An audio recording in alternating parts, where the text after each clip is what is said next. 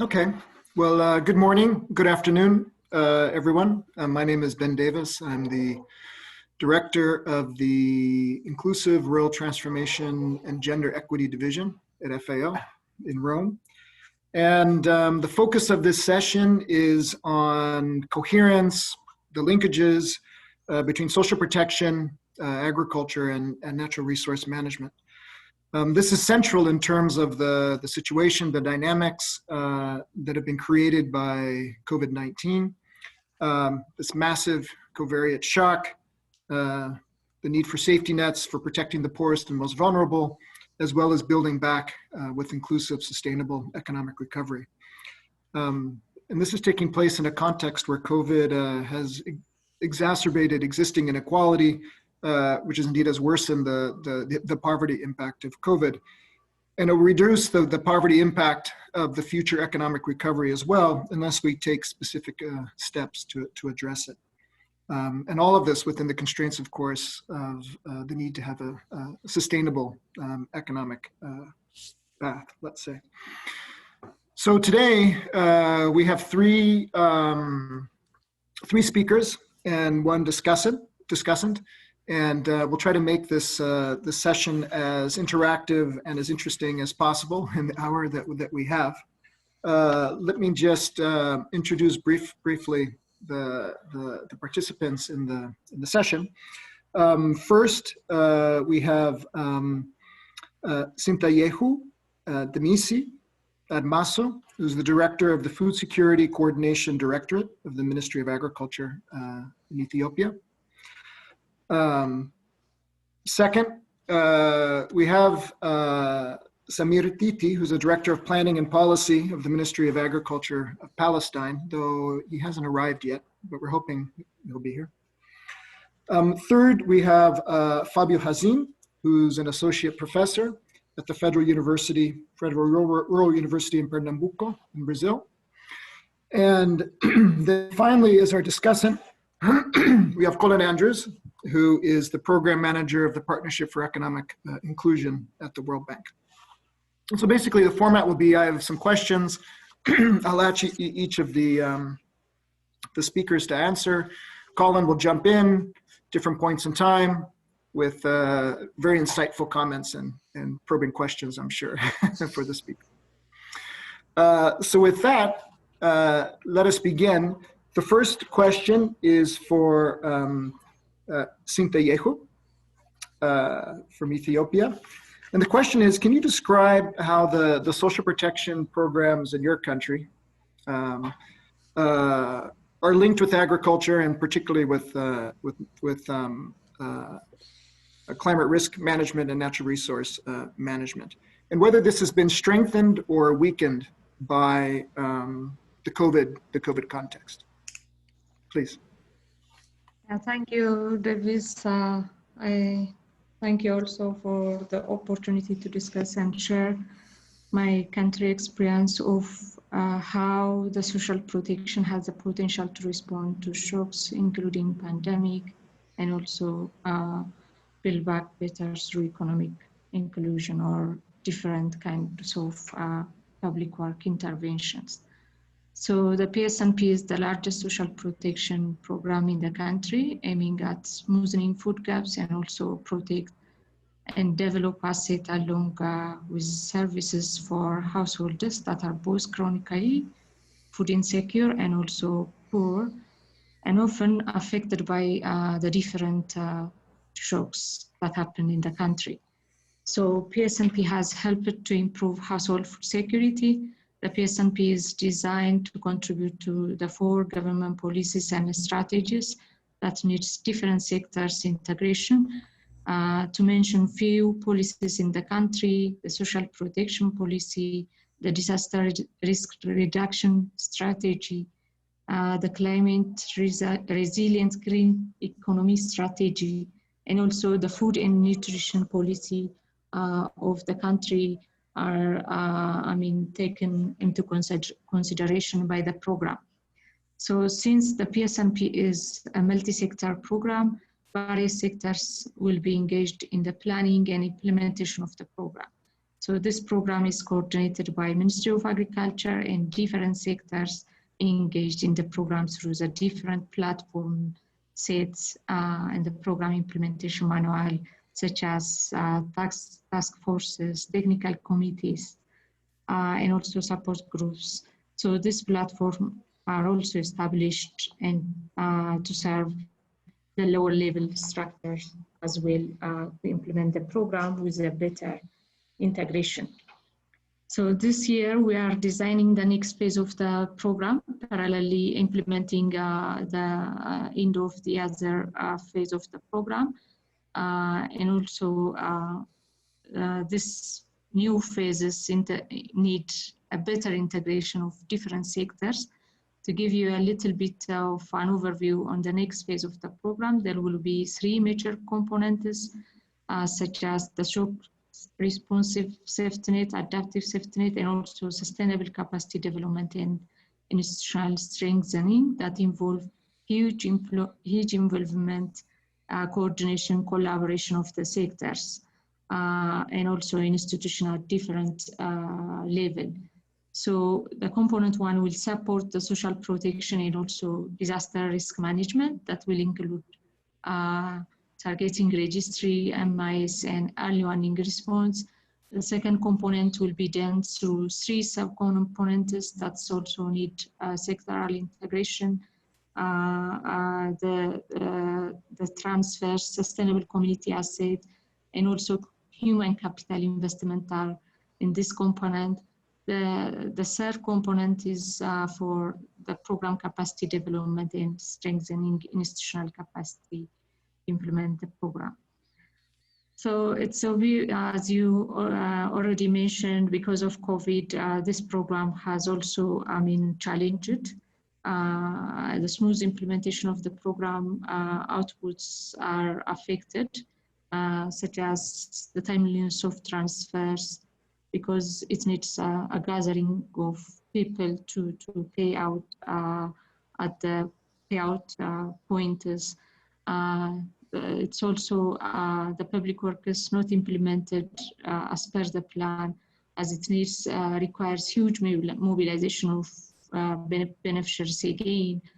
It also, the program management from central to regional level also affected the support and also monitoring of the program. So as I explained earlier, it's affected by the COVID pandemic. Most of, the program components that we plan to implement this year. Thank you, Davis. Back to you. No, thank you so much for that. If I can just ask a quick follow-up question. Do you think that the fact that the PNSP, which, this is one of the flagship programs in sub-Saharan Africa in terms of social protection, one of the biggest programs, and do you think the fact that it's located in the Ministry of Agriculture has made a difference in terms of addressing, let's say, the context of COVID? Yeah, because it needs to respond specifically for COVID, it needs multi-sectoral integration again. Without Ministry of Finance or the other sectors, we couldn't, give the required response. So it's also important to note that the public work is labor-based program designed to implement projects that have a contribution to both climate adaptation and also mitigation. Similarly, the livelihoods component is designed to enhance the resilience of the clients to climate-induced shocks. And also now COVID also one of the shocks that happened. So as mentioned earlier, after the occurrence of COVID-19 in the country, because the public works are implemented by groups at community level, since there were travel and also public gathering restriction and also partial lockdowns in some regions, the planned public work activities were not executed as per their plan. It was also very difficult to provide all the technical support for the livelihood clients. So to respond to the COVID-19 pandemic, the Ministry of Agriculture has prepared a guidance note that will help plan and also to implement the program components during this COVID time. Following that, the program quickly adjusted its different components to respond to the pandemic, to mitigate also the impact of COVID-19. The government directed the productive safety net program implementers to adjust program activities. For instance, providing lump sum payments to avoid frequent beneficiary gathering, temporarily halting public work activities, ensuring other program activities follow social distancing and preventive measures. Thank you, Davis, again. Back to you. Excellent. Thank you very much for that response. Let me go next to Fabio. Fabio, the same question is for you. Thanks. Thank you very much, Benjamin. It's a pleasure to be here. I'd like to start by thanking FAO for the invitation and for this opportunity. I am a professor, as you have announced. I'm a professor at a Federal Rural University in Northeast Brazil, which is one of the poorest regions in the country. But I'm here on behalf of the Secretary of Aquaculture and Fisheries of the Ministry of Agriculture, Livestock and Supply. So I'm representing the Secretary of Aquaculture and Fishery. In Brazil, the main social protection program created by the federal government was the so-called Bolsa Familia, was designed to support families, and it's presently being restructured. It was created back in 2003, together with the Zero Hunger initiative that became very popular in the world, with the aim of unifying several social programs of income and fund transfer that already existed then, that included several small programs such as what we call it Bolsa Escola, to keep kids in school, Bolsa Alimentação to ensure food security, food card, gas aid. There were different programs scattered around, and they were put together and have become what we call Bolsa Familia. To give you an idea on the dimension of the Bolsa Familia, presently there is about 15 million Brazilian families that receive the Bolsa Familia, which ranges from about 40 to 200 Brazilian reais a month. That is something around from 7 to 35 US dollars. The Bolsa Familia program is directly linked to health and education. In order for the families to be entitled to receive the financial support provided by the government, for instance, the children, they need to have their vaccination card up to date. Pregnant mothers have to prove they are attending all the scheduled prenatal appointments. Lactating mothers need to take courses on the importance of breast milk to feeding their babies. And the children are required to have any school attendance, which is needs to be higher than 85% if they are under 15 years old, and higher than 75% if they are under 17 years old. So another very important aspect of this program is that the payment card is issued under the name of the mother, being therefore very important for human empowerment. Notwithstanding, I have just introduced the main social program we have, but addressing the question more specifically, another social program that is directly linked with agriculture and climate risk management is the crop insurance for family agriculture. In case of extreme climate events such as prolonged droughts or deluges, family farmers are entitled to receive a pecuniary assistance for up to 5 months in case they lose their harvest. Finally, there is the unemployment insurance program that pays also up to 5 monthly installments to formal workers that lose their jobs. It was created back a long time ago, but in 1991, the unemployment insurance program was extended to artisanal fishers, being then called Seguro Defeso, which literally translates to closed season insurance. The closed season is one of the several fishers management tools that used by the government to protect the stocks and to ensure the recovery of the stocks. So the closed season insurance program provide the fishers a monthly minimum wage during the closed season of a fisher that they depend on. And as I said, it can go up to 5 months depending on the duration of the closed season. If the closed season is 3 months, then the program covers 3 months. The federal government of Brazil disburses presently approximately 2 billion reais annually. That it would be about 350 million US dollars for the payment of the closed season insurance alone. And that covers almost 700,000 fishers who are registered in the General Register of Fishing Activity as artisanal fishers and are therefore entitled to receive this benefit. Only artisanal fishers are entitled to receive the benefit.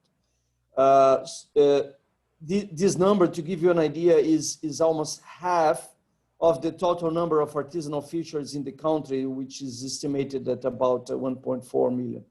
This is a very good example of a social protection program that is directly linked to the management of a natural resource. Besides being registered in the General Register of Fishing Activities, in order to be entitled to receive the closed season insurance, the fisher have to fulfill other conditions, like it has to be engaged in the fisher for that particular resource uninterruptedly since the last closed season. It cannot have had any formal employment before that, and it can't have received any other kind of social security payment from the government. Finally, it's also important to mention an unexpected environmental impact that we had here in Brazil that severely affected fisheries in the Northeast coast, where the artisanal fishers account for more than 99% of the employment force in the sector. There was, at the end of 2019, a major oil spill and still unknown origin that stranded in several beaches of Northeast Brazil, hampering tourism and gravely impacting the fishery sector, both directly as well as indirectly, since consumers became much afraid of buying fish produced locally.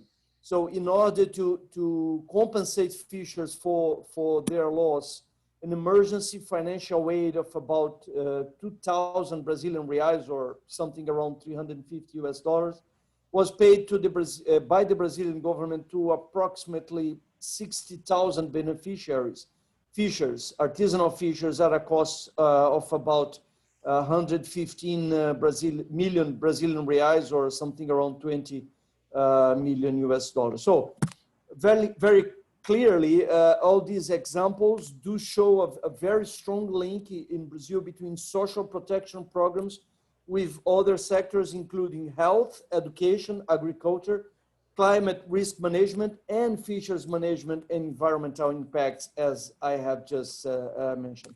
On the second part of the question, if these programs have been further strengthened or compromised by the COVID-19 response, I would say neither. I think the government is paying another specific social protection installments.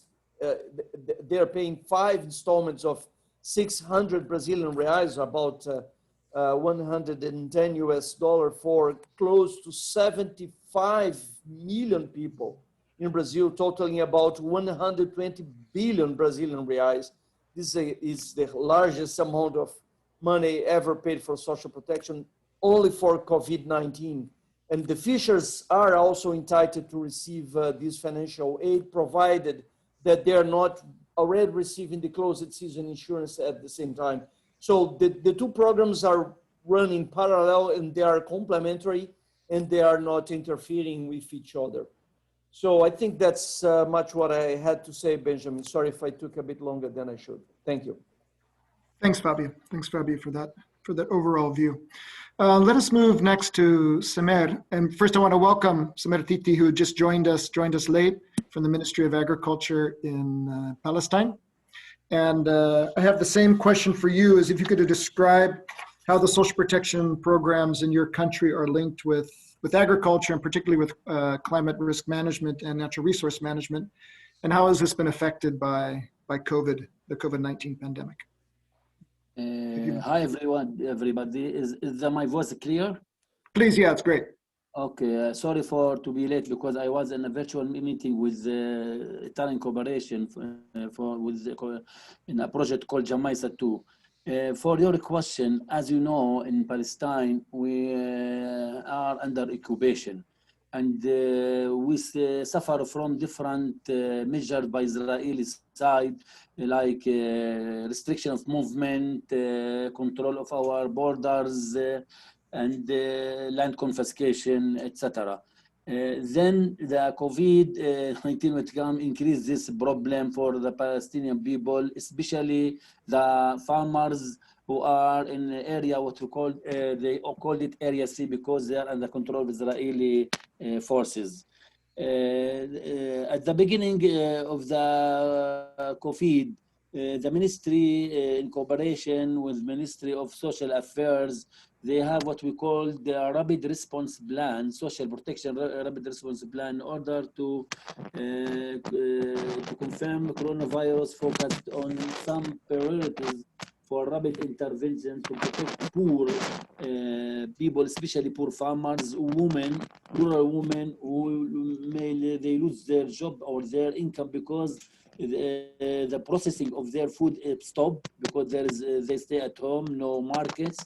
So they produce, for example, the vegetables and animal products like cheese or yogurt. So they are affected directly by this closure or COVID. For that reason, we try in order to help these people or these families in order to sell their product. The Ministry of Social Affairs, in cooperation with work with the program, they add about $5 to each individual beneficiary from the electronic card system in order to purchase their food, including vegetables and fruits, for a period 3 months, and the benefit number of beneficiaries is about 170,000 people. This number are among the regular beneficiaries who benefited from the electronic card before, but we increase the number in order to save their problem they affected by the COVID. Also, the community basket has been extended. We call the food basket. Many local agricultural products, including like, for example, olive oil and vegetables. During the pandemic, about 65,000 persons, new individuals were added to the benefit from the electronic card system at the value of 10.3% starting from May until the end of the year, in order to help them to get their food, because or to help the poverty, to alleviation. In partnership with the World Food Program also, work is underway to implement 2,000 agricultural projects, and 100 in the West Bank, and Jordan Valley, and 100 in the Gaza Strip. As you know, Gaza is under the closure. The average project funding in the West Bank is $2,500, and in Gaza is about $105,000. Also, a financial grant of $500 will be provided to survive 45 agriculture projects with the ministry has implemented in 2019. And also the ministry, through the partners, had provided more than 100,000 food parcels, mostly local agricultural products. Also, the Ministry of Social Affairs, in cooperation with the Ministry of Agriculture, through digital payment, provided vouchers of 5,000 families to purchase local product with 500 shekels for one time. Most of the products are locally produced, and including vegetables and agriculture. So to solve the problem of poor farmers or the new poor farmers, because they cannot reach the market. They produce product, but they are, because of the closure, stay at home, they have production, but they cannot solve the problem to market them.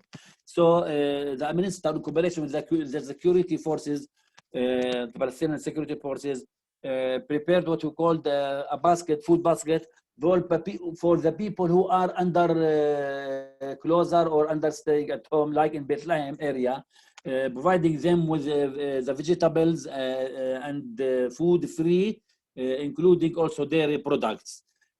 Also, the Ministry of Agriculture, by the minister, we have a campaign which called 1 million vegetable seedling distributed for the farmers in order to plant their gardens with vegetables, to have self-sufficient of their vegetables during the stay at home, in order to help them not to lose their job or to lose their income.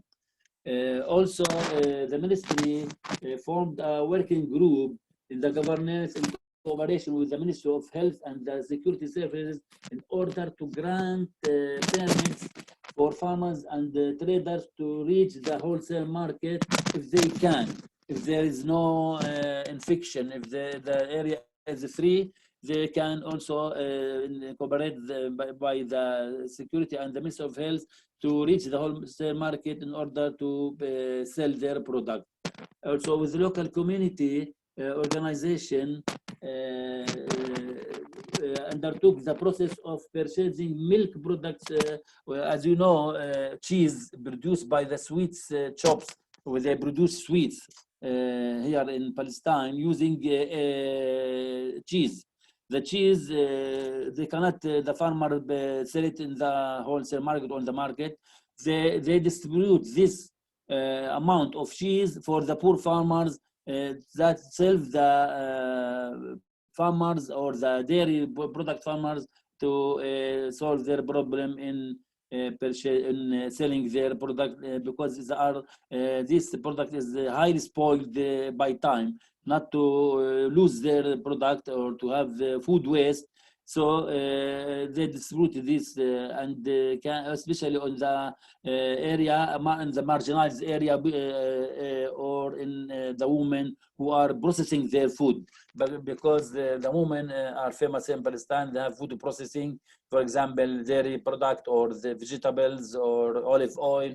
This will reduce the effect of poverty level, the farmer. But the problem is that we cannot reach everywhere, everybody, every farmer, due to the restriction by Israeli side, and also due to the pandemic that the person or under closer or under stay at home, we have the problem in order to reach them. Then thank you. Thank you so much, Samir, for that intervention. Let me pass to Colin and see your reflections on these responses.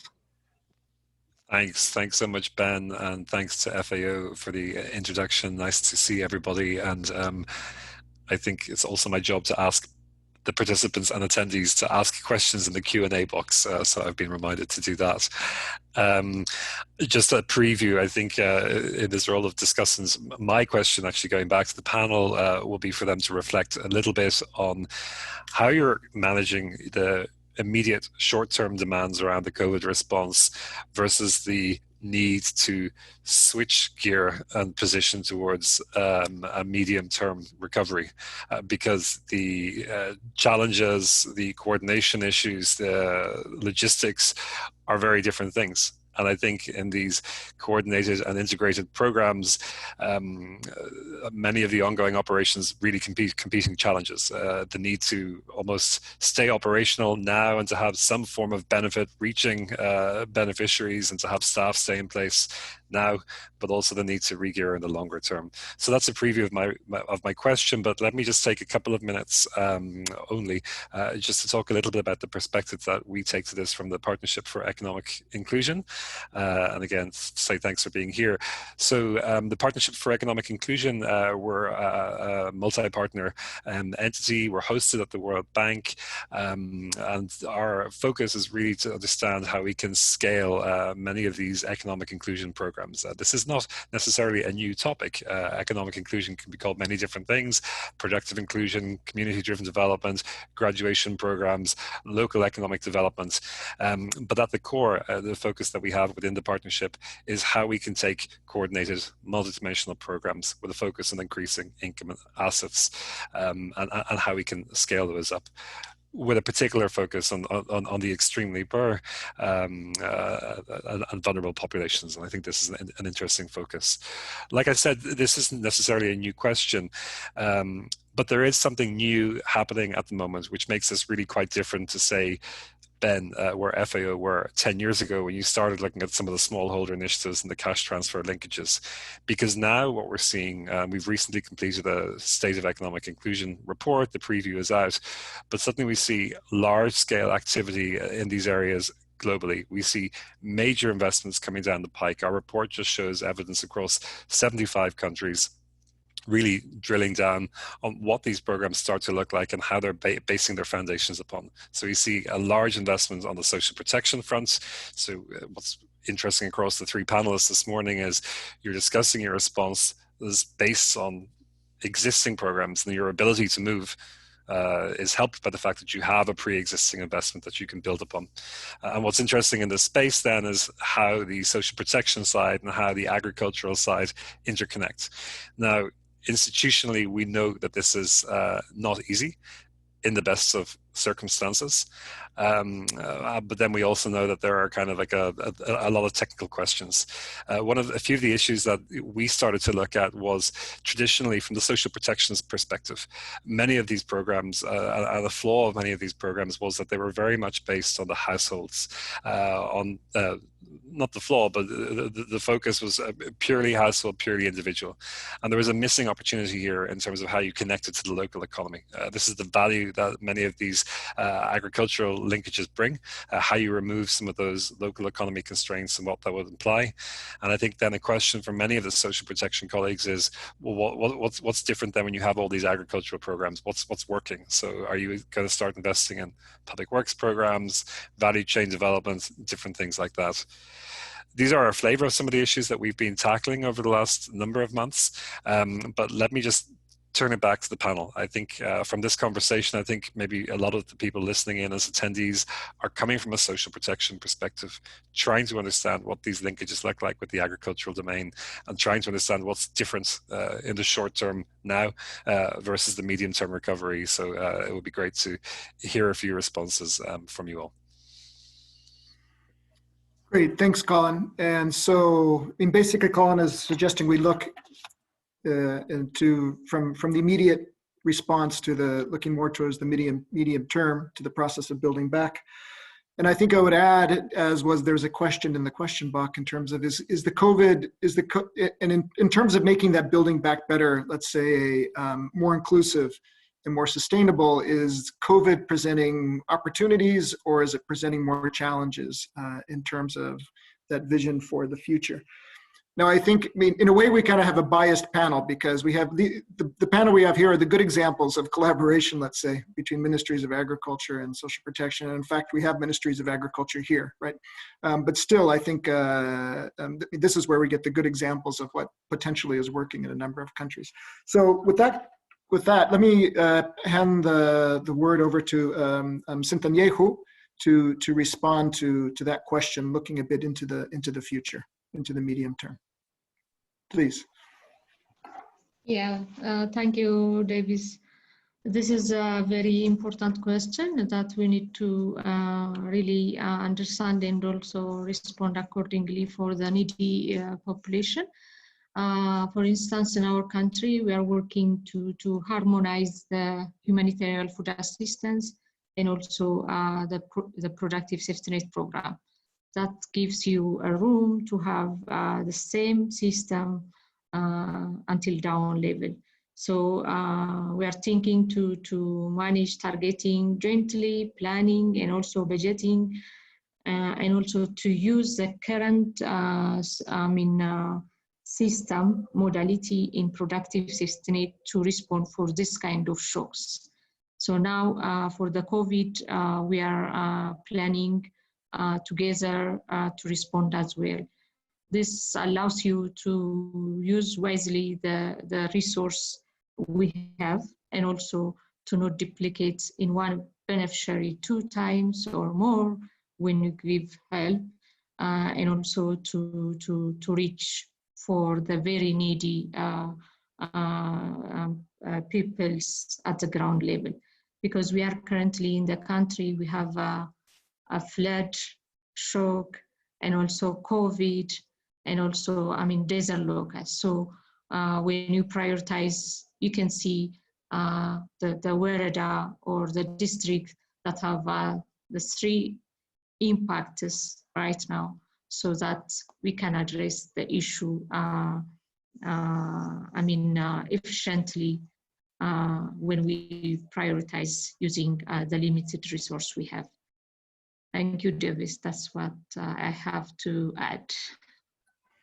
Thanks. If I can just add a quick follow-up question, and that's in terms of the the PSNP, given the context that you've described and the importance of the multi-sectoral approach and the link to let's say productive activities, what do you think is the potential for many of the beneficiaries within the PSNP, who really are among the most vulnerable and poorest in the country, to link to the more, let's say, mainline investment strategies in the Ministry of Agriculture? Let's say, for example, the procurement zones around commodities that are an important part of the investment strategy, which are meant to be inclusive as much as possible. But I'm wondering how possible is it to make that link when we think about building the economic recovery between the PSNP beneficiaries and these more, let's say, mainline economic or agricultural strategies? Yeah, we need to differentiate the response, the immediate response these people needs, and also the recovery strategy. For that, currently we are working to make a response for the shocks that happened.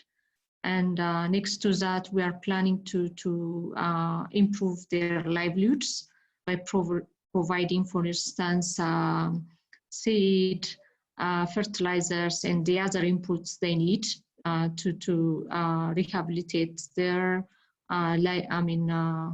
income and also their livelihood. So this all needs an integration actually, but mainly Ministry of Agriculture working on providing inputs and the other related activities for the specific beneficiary to recover from the current situation. Excellent, thanks. Let me hand the word over to Fabio. Fabio, you can give us your perspective in terms of this idea of looking forward to the medium term to building back economic recovery and the role between the social protection and let's say these sectoral programs. Sure, thank you very much. Well, I think one of the very positive things in the case of Brazil, and I believe in the others, in the context from the other speakers as well, is that the COVID-19 was built upon an already existing net of social protection of various kinds, and that was helpful, and that increases the probability of that system being improved and even reinforced after these first emergential help that is being provided by the government. It also highlights the importance, of course, of having these social protection programs in place. And one thing that was very interesting in Brazil is that it shed light on many people that were invisible before for social protection. So the COVID support that was provided by the government resulted in a much broader inclusion of many people that were invisible before, and I think that is something extremely important for the continuation towards the next phase, because we have more data, more information on the people that would need that in the middle term.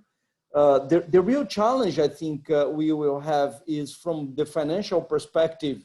The amount of money that the government has already put into the COVID emergency program was already huge, and it has resulted in a significant increase of the government debt already. It's approaching 100% of the gross domestic product for the first time in history.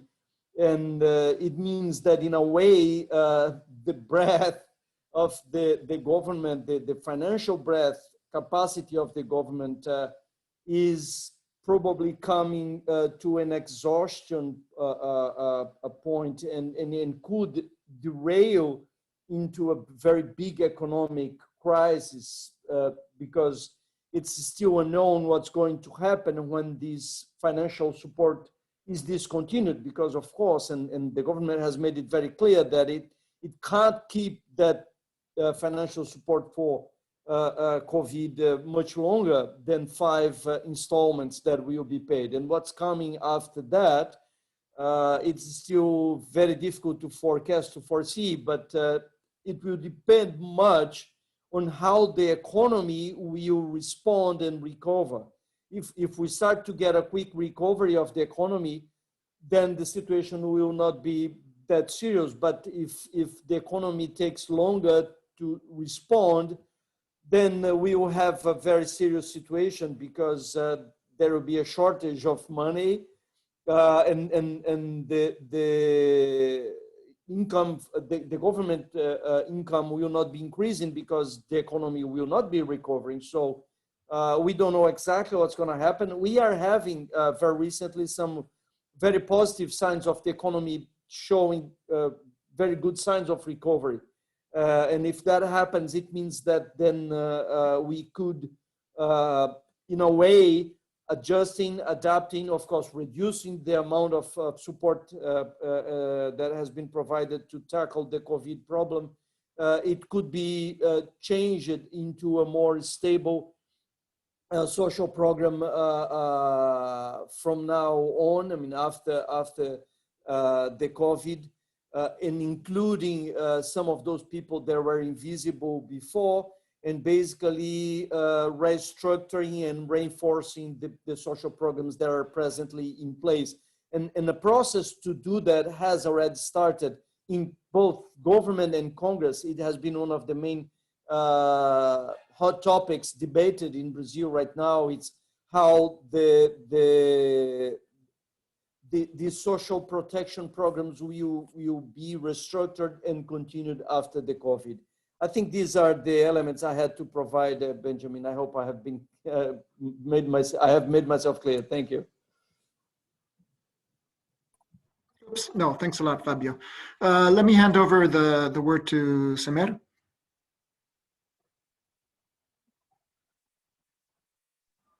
Okay. Yes. I want to give example here in Palestine. The government established what we call a fund, وقفة عز in Arabic. I don't know what is in English. It's a fund. This fund funded by the government and by the private sector here in Palestine.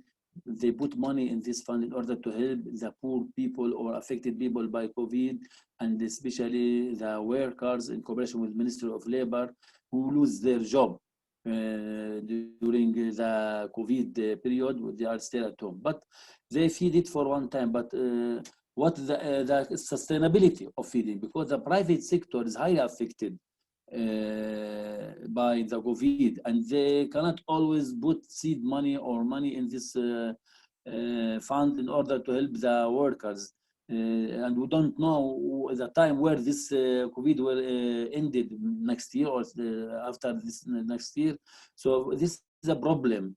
And also the ministry, the government must have a policy. If we can't have a policy, good policy, in order to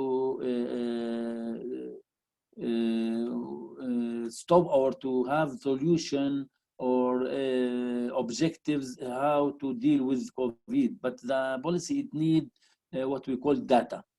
And the data here is not clear. Some data is from Ministry of Health, some data from other associations. So the data must be clear for all the people. And also what that we need the data, what we call it, just a moment, can be calculated or not be calculated. Need information, numeric data or data about the response data for COVID. This is a problem. The fund prepared by the Prime Minister office, it's good. But we don't know all the people who are affected. We cannot reach all the people. Every day we have people suffering from COVID. So we need the help of donors in order to help in this fund, in order to support the poor or the poorest people or the new poor people affected by COVID.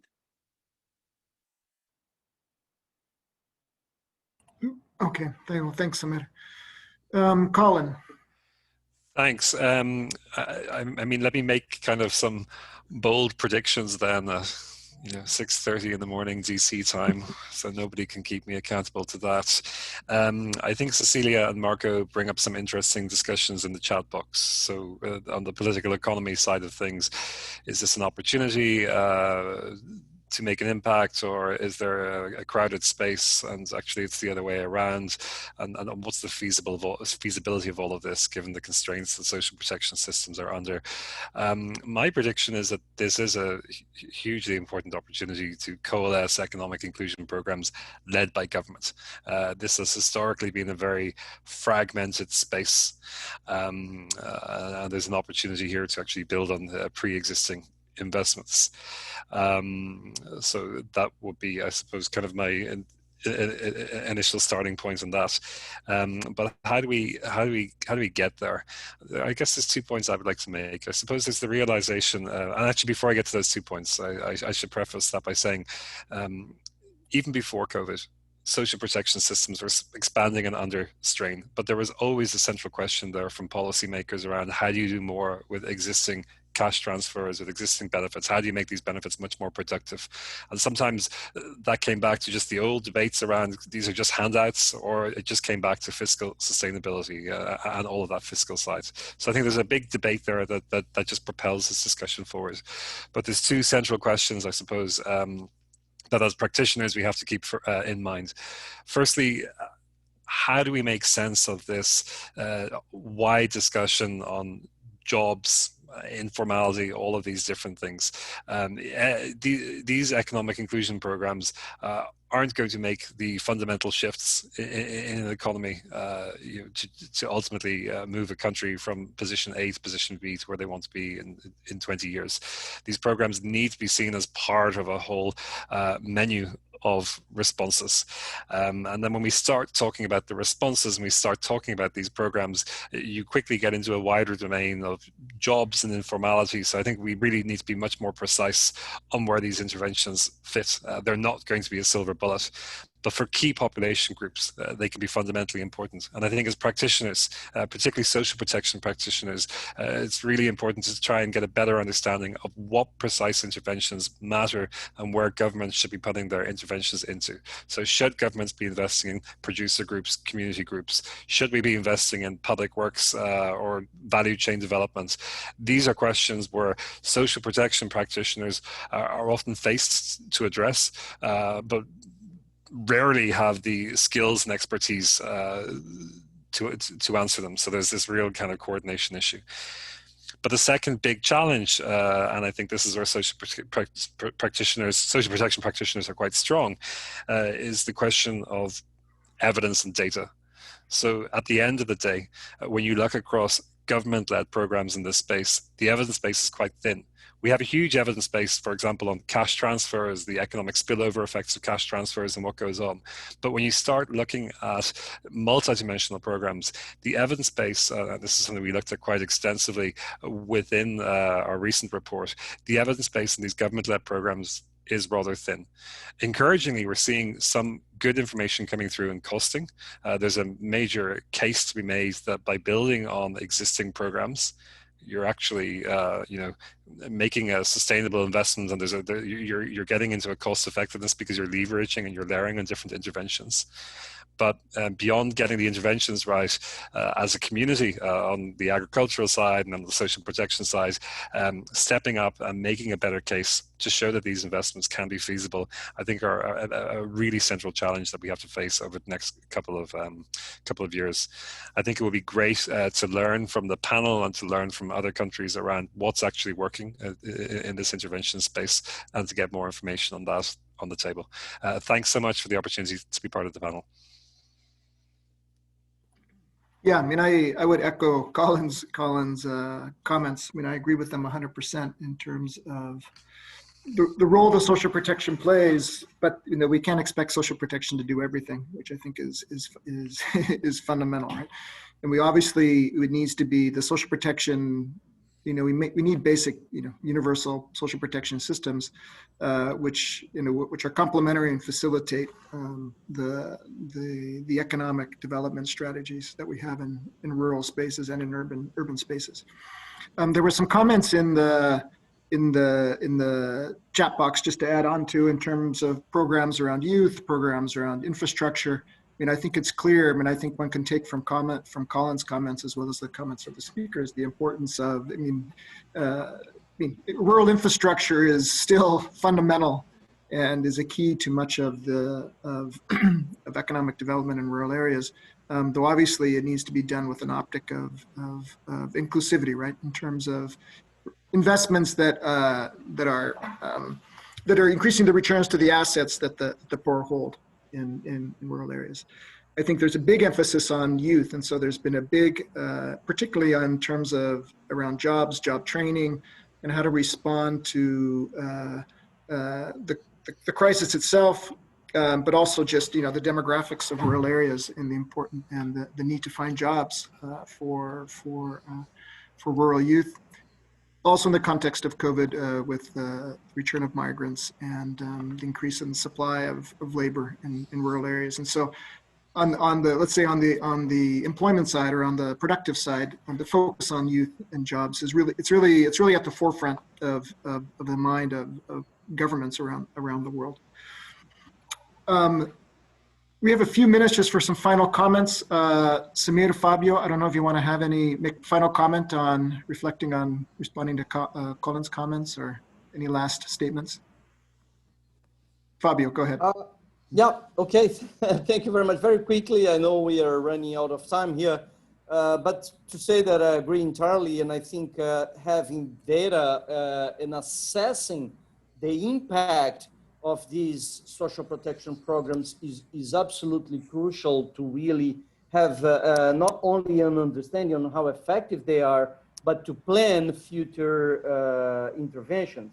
So I think everything that has happened in the context of COVID needs to be very carefully examined so that it can guide our future action to ensure an adequate social protection programs are built in the context of Brazil, for example. I would like to mention one of the initiatives that was already happening, for a coincidence, before COVID, and it's happening right now. Brazil, the Secretary of Aquaculture and Fisheries, together with FAO, we have been engaged in an impact assessment of the time closure insurance for artisanal fisheries in the country.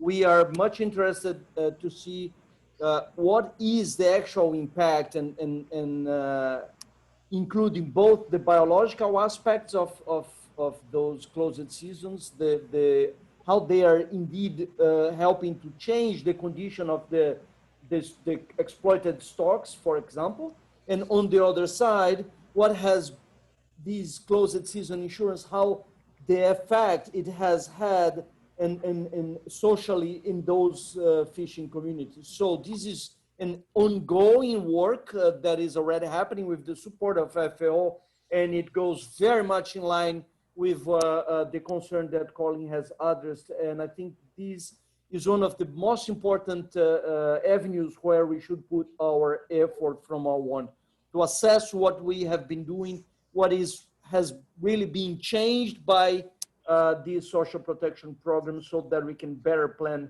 our future. Thank you very much. Thanks, Fabio. Samir?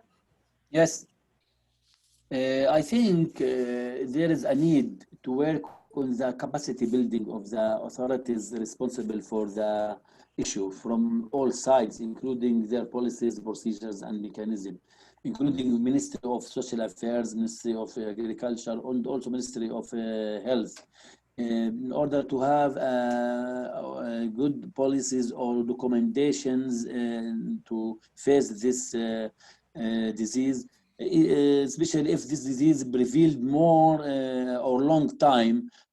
So we need a long time policies to act with this disease in the future. As you know, the disease is one of the crises the new in Palestine.